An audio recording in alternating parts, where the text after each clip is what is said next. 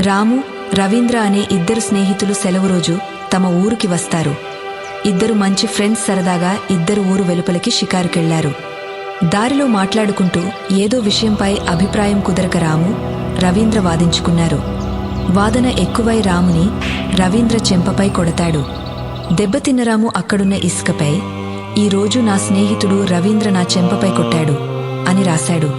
మళ్లీ ఇద్దరు ముందుకు నడిచారు. మరికొంత దూరం వెళ్లాక ఇద్దరికీ దాహం వేసి ఓ మడుగు దగ్గరకు వెళ్లారు.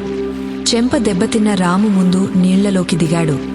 అక్కడ ఊబి ఉండటం వలన రాము ఊబిలోకి కూరుకుపోతుండగా వెంటనే ఒక తాడుని మిత్రుడికి అందించి బయటకు లాగాడు రవీంద్ర.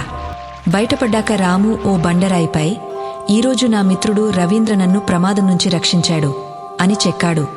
మొదటి విషయాన్ని ఇసుకపై, రెండోదాన్ని రాయిపై ఎందుకు రాశావని రవీంద్ర అడగ్గా, "ఇసుక మీద ఏదైనా రాస్తే గాలివీచి కాసేపటికి చెరిగిపోతుంది. స్నేహితుల పొరపాట్లను మనసులో నిలుపుకోకూడదు కనుక అలా రాశాను" అన్నాడు రాము. "అదే సహాయం చేసినప్పుడు శాశ్వతంగా గుర్తుంచుకోవాలి. అందుకే రాయిపై రాశాను" అని చెప్పాడు రాము. స్నేహితులే కాదు, ఎవరు తప్పు చేసినా క్షమించి మరచిపోవాలి. ఈ చేసిన సహాయాన్ని మాత్రం కలకాలం గుర్తుంచుకోవాలి.